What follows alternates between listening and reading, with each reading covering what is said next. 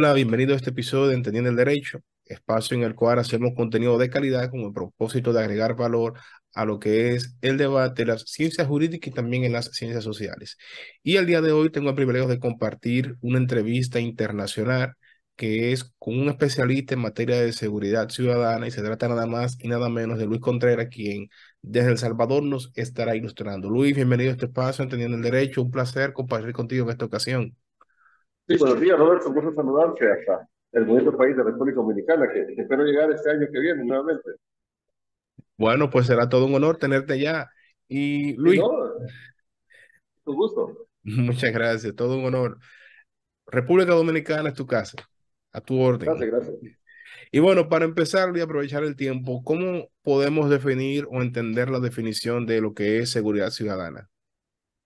Sí, quizás es importante tal vez diferenciar primero la seguridad pública para que después pasemos a la seguridad ciudadana. Recordemos que la seguridad pública a nivel de países involucra a todas las instituciones a nivel estatal.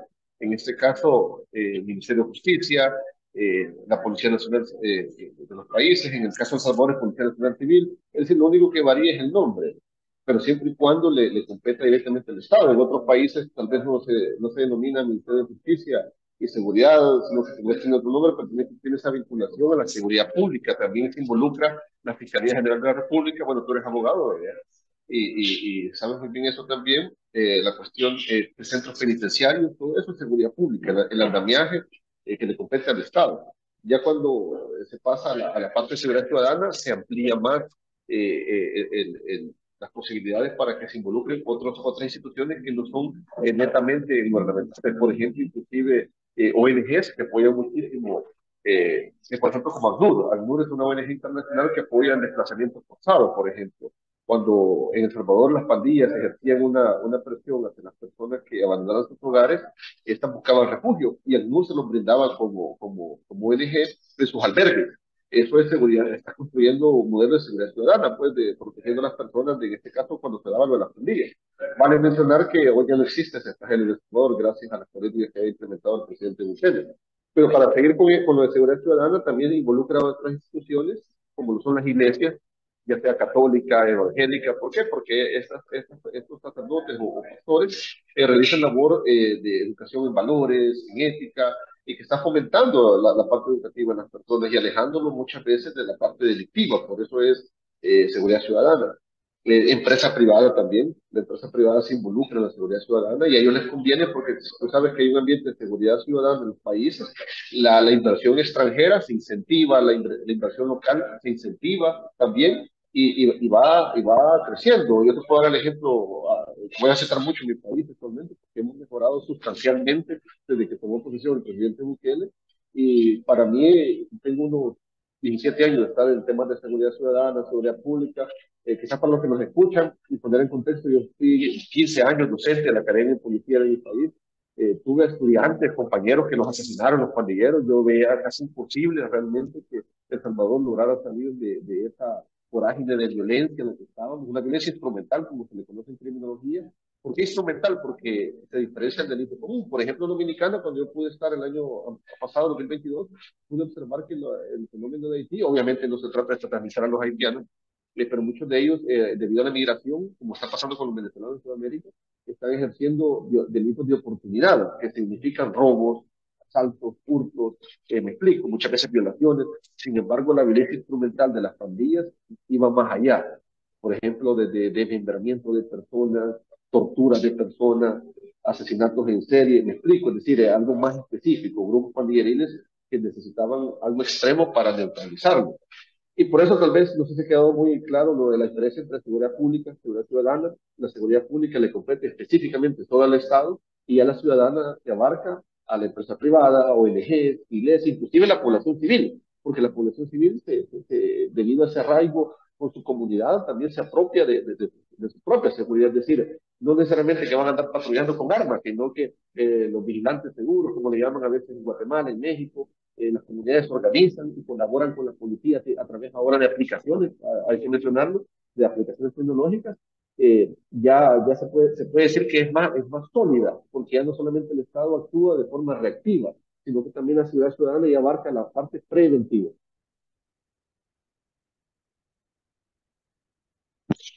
muy cruel. Al decir la parte de la prevención, justamente es a lo que pensaba, a lo que razonaba mientras ibas desarrollando tu idea, y me Sí, cabe perfectamente que coincidimos ahí. Entonces, a partir de eso, me gustaría conectar con algo que tú también señalaste y que ha trascendido, de hecho, en América Latina, y es la modalidad mediante la cual, por ejemplo, en El Salvador se ha afrontado lo que es la criminalidad de las pandillas y, de hecho, ha sido un tema de debate por posibles vulneraciones, por ejemplo, de derechos humanos y así por el estilo. Entonces, me gustaría conectar para que, si tú pudieras, por sí, favor, contarme desde tu perspectiva y, digamos, de manera lo más breve posible cómo fue esa práctica que se ejecutó, porque, digamos, estamos hablando, por ejemplo, de seguridad ciudadana y tiene un enfoque sí, preventivo y podría sí. ser, digamos, como un modo de ejemplificación o ilustración para la conversación, el caso No, de El Salvador, como ocurrió con eso de las pandillas. incluso, quizás para hacer una comparación antes de abordar específicamente lo que se hizo acá, recordemos que un ejemplo, los médicos, cuando tú tienes una enfermedad y tienes un cáncer, hay que extirparlo. Y hay una operación de por medio muchas veces, algo quirúrgico, algo invasivo, que es duro. Sin embargo, antes de que la enfermedad se desarrolle, te lo hacen de forma preventiva con medicamentos, para que no se desarrolle una enfermedad, me explico. Es decir, nosotros ya teníamos un cáncer criminal acá, que la parte preventiva no era opción.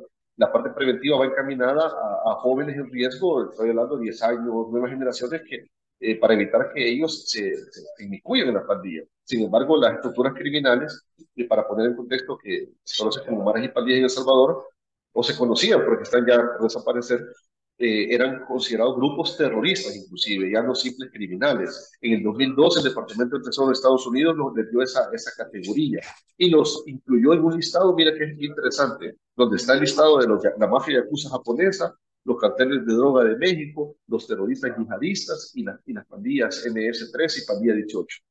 ¿Cómo era posible entonces que en El Salvador los gobiernos de turno en ese momento no implementaran políticas criminales para neutralizar a esos grupos delictivos ya considerados terroristas? Es decir, no existía la voluntad política para hacerlo. Sin embargo, cuando se dio el cambio con el presidente actual de El Salvador, Nayib Bukele, desde que se implementó, se denominó Plan Control Territorial, el cual consiste en 7 fases.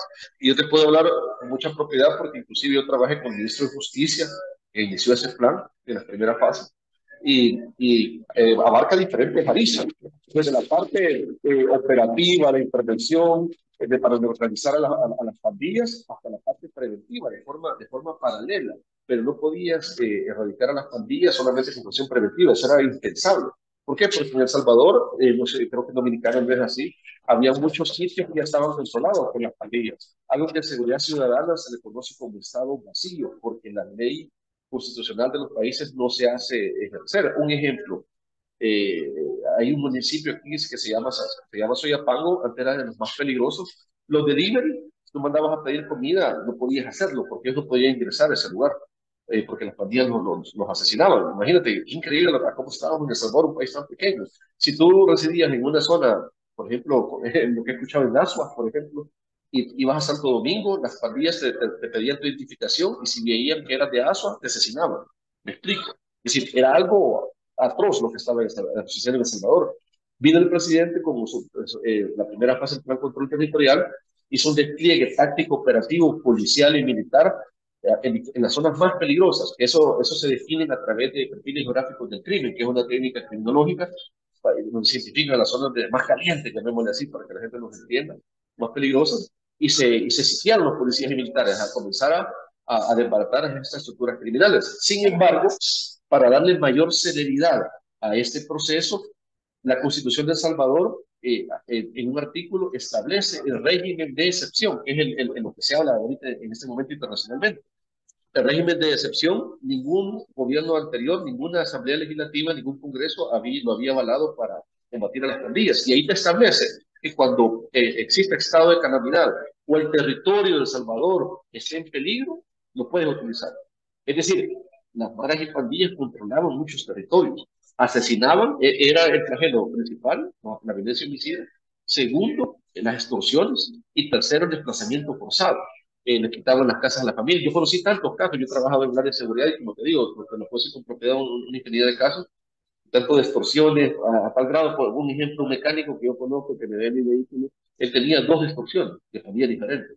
Hasta le habían hecho un plan de pago porque era buena paga. Es decir, hace un año hablé con él y me dice, yo no pago nada de extorsión, yo estoy feliz con el gobierno. Y eso que yo no voté por el presidente. Es decir, mucha gente está contenta debido a esa política. Retomando el régimen de excepción, el régimen le vino a dar mayor velocidad al desbaratamiento de las pandillas.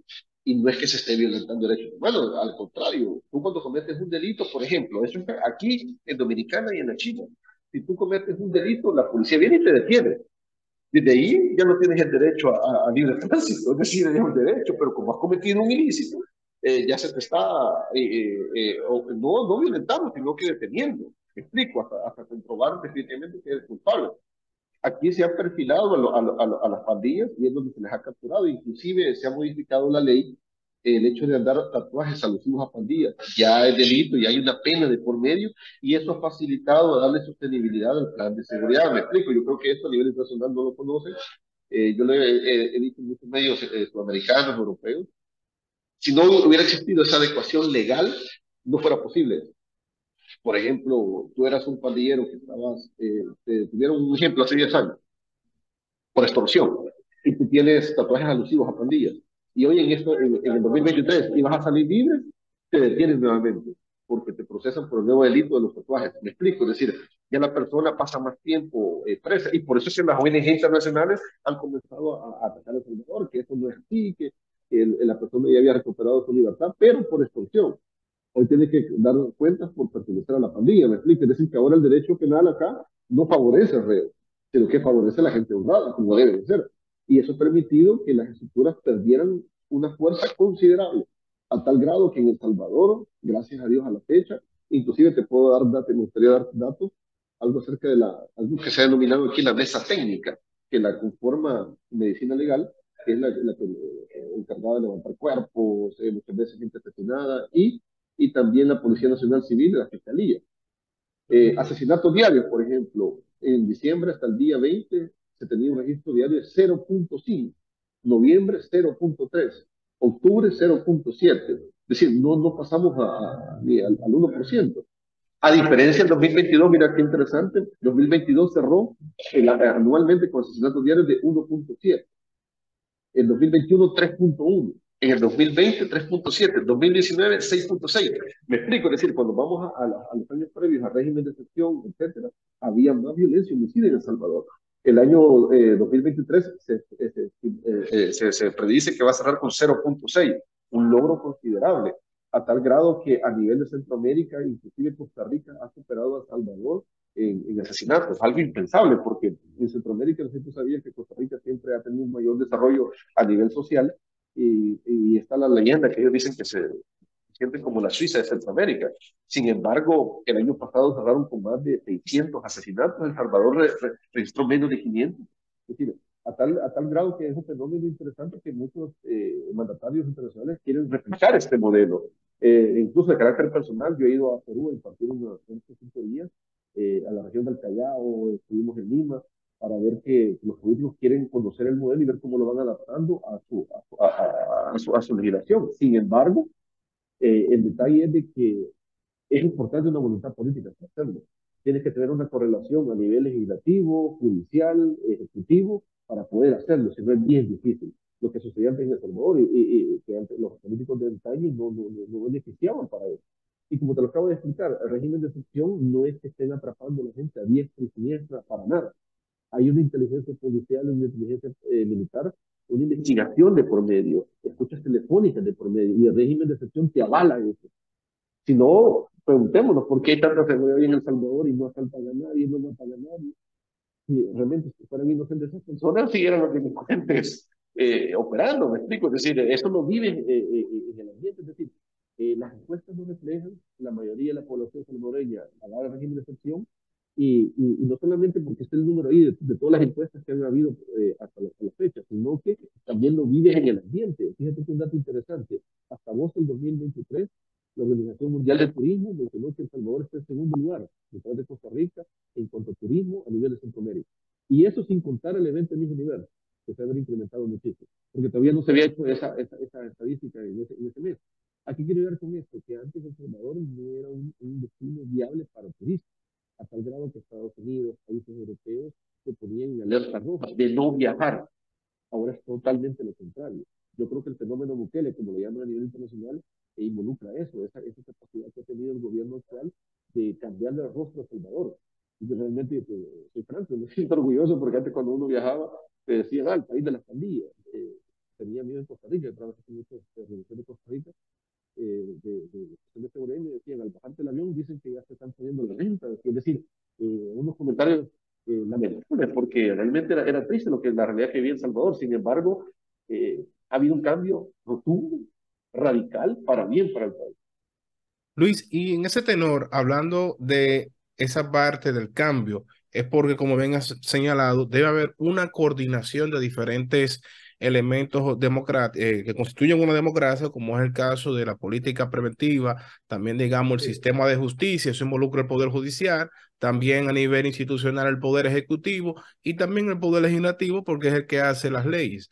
Entonces, me gustaría saber tu valoración acerca de cómo, digamos, podemos des- describir o descomponer o, digamos, caracterizar lo que podría ser una normativa que cumpla con los requisitos del lugar para una adecuada seguridad ciudadana y también lo que podría ser una política pública de seguridad ciudadana, que claro, tú lo has dicho de una manera práctica, cómo ha funcionado en El Salvador, que digamos de ser un modelo no a seguir, pasa a un modelo a seguir y también un ejemplo de país y digamos así que pudiera a nivel técnico fundamentarse.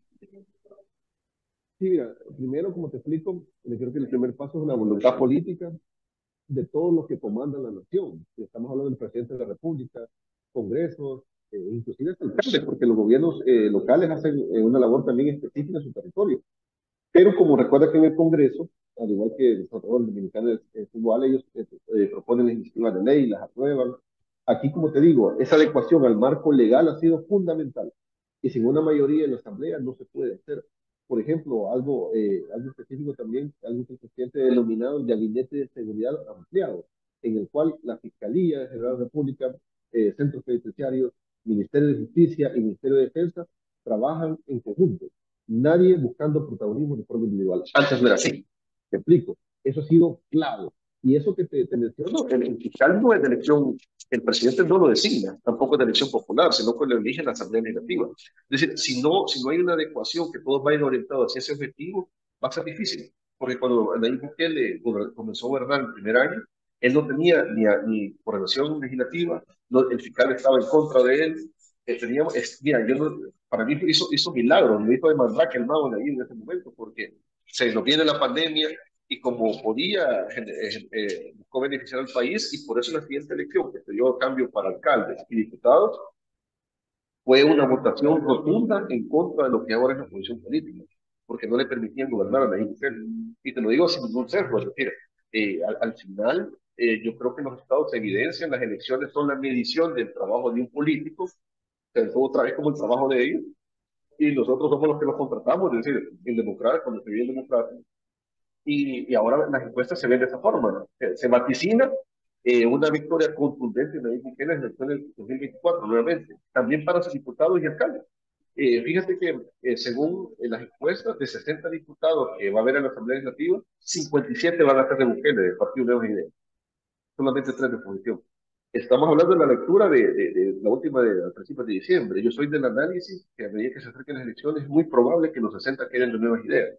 ¿Por qué? Porque al final la población va a decir de qué me sirven dos de exposición, tres, y es como gastar salario de gente que no está aportando al país. Es decir, porque hasta la fecha la posición política ha estado en contra del régimen de excepción, que hay que brindarle oportunidad a los pandilleros, es decir, algo impensable. Solo con la misma tosudez de estar en contra de que es una propuesta gubernamental. Me explico, yo creo que hay que ser más estratégico si son gente de oposición y viendo los resultados, no solamente porque le está beneficiando políticamente el presidente, sino que viendo cómo la población está beneficiándose a nivel económico. Otro ejemplo, que es muy puntual, nosotros en El Salvador, la diáspora, le llamamos a los salvadoreños en Estados Unidos, en otros países, que se fueron por la guerra, muchos de ellos en la guerra de los 80, y otros porque las pandillas los expulsaron, están viniendo a invertir a El Salvador. ¿Verdad? Que bueno por el país, gente que se había ido porque le mataron a sus familiares por amenazas, están viniendo. Los políticos anteriores les habían impedido el voto en el exterior. Vienen de ahí Bukele con su asamblea, les avaló el voto en el exterior. Hoy van a poder votar en las elecciones. Imagínate qué contundente va a ser esa victoria de ahí con el voto en el exterior ahora. Y viene uno de los candidatos a presidente de la oposición diciendo que va, una propuesta de él es ponerle un 5% de impuesto a las remesas que ellos mandan. Es decir, es totalmente descontextualizado en la realidad de El Salvador, me explico. Si nos vamos a la parte política. Y retomando lo que hablábamos de la parte judicial y todo eso, algo importante que hizo Bukele también fue haber jubilado muchos jueces que ya habían cumplido la edad de jubilación y no se habían ido. Es decir, ha habido una actualización en la parte judicial también. Eso ha permitido también una mayor celeridad en los casos, en los juicios de los pandilleros, etcétera. También para acelerar los procesos están los juicios colectivos también. Por eso es que muchas ONG de derechos humanos mencionaban que cómo es posible que van a juzgar a todos por un mismo delito. Y hay una cosa que ellos ignoran. Bueno, tú que eres abogado también podrías preguntarte eso. Para pertenecer a una pandilla, todos tienen que haber matado a una persona. No puedes pertenecer a una pandilla si no has matado a alguien. Es decir, que todos tienen ese delito. Seas un niño de 12, 13 años. Lo que pasa es que estas ONG, al no conocer la realidad de El Salvador, no tienen ni la mínima idea de lo que hacían los niños que pertenecían a las pandillas. Tristemente son niños. Y tristemente se involucraron en esa actividad delincuencial. Hay una jerarquización de por medio con una terminología específica de la persona que le llaman el raflero, la mascota, la jaina, que son las mujeres de ellos. Y cuando te metes a estudiar es una estructura bien elaborada delictivamente. Y habían logrado una capacidad de operativa debido a la extorsión. Pero como todo esto se les acabó, para ponerte otro dato interesante, el sector transporte allá por el 2018 pagó al año 18 millones de dólares a las pandillas a través de la extorsión. Solo el sector transporte público. En noviembre del año pasado, el 98% decía que ya no tenía extorsión. Habría que ver una encuesta, pero nos trajeron al sector transporte. Hasta hoy el mismo que no, porque los han ido eliminando paulatinamente a los pandilleros, deteniéndolos de una manera bien interesante. Es un tema bastante interesante y que conlleva pues distintas aristas a la vez. O sea, la manera en que lo sintetizas se ve fácil, pero realmente es algo muy complejo y que involucra muchas cosas que realmente, tantos ¿Sabes qué conceptuales. me gustaría, ¿sabes qué me gustaría mencionar? Porque al final, bueno, tal vez ustedes están aislados, cuando nosotros un país que es una isla, tiene ciertas ventajas que hay. Por ejemplo, en la Segunda Guerra Mundial Inglaterra no tuvo, porque por eso Alemania no pudo Ujú. someterlo, porque estaban en el mar. Con lo de delincuencia, en el caso de ustedes, el problema que tiene es de migración de haitianos, que genera también puede generar pandillas. Sin embargo, está un poco exento, está muy lejos de nosotros, pero a nivel centroamericano se está sucediendo. El fenómeno que se está viviendo actualmente es que Honduras, Guatemala, que son vecinos nuestros, las pandillas están migrando para allá, porque El Salvador ya no es terreno fértil para delinquir. Honduras y Guatemala son más grandes que El Salvador, tienen más montañas, nuestras montañas son pequeñas, eso les permite esconderse mejor. Incluso han detenido pandilleros en Costa Rica. De Nicaragua no se sabe, porque sabemos que el régimen de Daniel Ortega es una dictadura y no da mayor información. Pero, ¿por qué te doy estos datos? Yo he sido, en los medios de comunicación de mi país, he dado la iniciativa de que el gobierno debería de crear una comisión de seguridad transnacional a nivel de Centroamérica y que la comande El Salvador para evitar que las pandillas vuelvan a configurarse en Guatemala, a nivel centroamericano. Me explico. Porque el problema de Guatemala, Honduras, a diferencia de nuestro país, que la corrupción de las policías de estos países es muy grande. En El Salvador, tuvimos la suerte que inclusive cuando las pandillas estaban muy activas, no había una corrupción como tal. Y cuando se detectaban malos elementos, eran detenidos y condenados. Diferentes en Guatemala, diferentes en Honduras, que el control de los agentes policiales es más difícil. Estos países pasan en una convulsión política constante, a tal grado que la presidenta Xiomara de Honduras, tú te recuerdas que la presidencia fue a principios de año, decretó régimen de excepción también en 70 municipios de Honduras y no les funcionó, porque no te va a funcionar si no tienes un plan de seguridad, a diferencia de El Salvador. Tenemos un plan bien estructurado y vienes a agregarle al régimen de excepción. Es como que tengas, no sé, para que nos entienda la audiencia, es como que tengas un platillo con diferentes comidas y solo le vienes a agregar la sal. Me explico, pero ya está un plato elaborado. En cambio, en Honduras no era así. En Honduras, más por una cuestión política, dijo Xiomara Castro, pongamos régimen de excepción. Pero si no hay reformas legales, Si no hay un sistema penitenciario que los controle, difícilmente va a suceder. Mira lo que pasó en Honduras, en las cárceles hasta armas de grueso calibre detectaron. Aquí los centros penales ha sido un control total, que hasta se construyó una cárcel que se abre ese corto, que es Centro de Confinamiento para el Terrorismo, específicamente para familias. es decir, Nayib Bukele lo ha hecho todo articuladamente. Y como tú lo mencionas, son diferentes instituciones. No es solo la policía, no es solo la fiscalía, no es solo los centros penales, porque si no generas ese equilibrio, sucedería lo que pasaba antes en el país, que estaban detenidos y en las cárceles, fíjate que es bien triste, cuando gobernó la izquierda en el país, el Partido Comunista, ingresaban barra show, mujeres bailando desnudas, celulares a presiones. Y de esto hay hasta video. Es triste lo que pasaba en El Salvador, y por ese tipo de situaciones fue que la gente votó por Nayib Bukele. Luis, para concluir, no sin antes darte las gracias, para que por favor me digas cuáles retos tú entiendes que a nivel de América Latina son Sí. los que se deberán enfrentar en los próximos años en materia de seguridad ciudadana y también de paso para que es tus redes sociales, ¿no? O donde te puedan seguir para Sí. concluir la entrevista, o el diálogo más bien. Sí, fíjate que los retos para Latinoamérica es erradicar la impunidad, porque leyes tenemos todos los países, sin embargo no son aplicables. Es lo que sucedió en El Salvador. El derecho a la vida está en todos los países, sin embargo el asesinato, me explico. Lo que hay que hacer es una voluntad política para erradicar esa impunidad cuando se cometen delitos y no permitir la injerencia de tantas ONGs que abogan por derechos humanos de criminales. Yo creo que Sudamérica comenzó a cambiar. Es el caso del fenómeno de Javier Milei en Argentina, por ejemplo. La gente está cansada de tantas políticas izquierdistas porque esas políticas se vuelven demasiado permisivas y eso incrementa la delincuencia. Yo creo que es el reto a seguir, que las instituciones ya no actúen bajo una dinámica permisivista contra la delincuencia. Y bueno, para mis redes sociales, en Twitter me pueden encontrar como Luis Saxon, eh, eh, es SX, ¿verdad? Hace parejo también en Instagram, en Facebook, pero creo que el Twitter es más político, ¿no? O más para temas de política. Así que, bueno, para mí es más que un placer agradecerte que entre de tu apretada gente me has permitido un espacio y también agradecer a todos y cada uno los que dicen presente en esta entrevista. Si les gusta el contenido, compártanlo. También sigan a Luis en sus redes sociales. Nos vemos en otro episodio de Entendiendo el Derecho. Hasta la próxima. Bendiciones.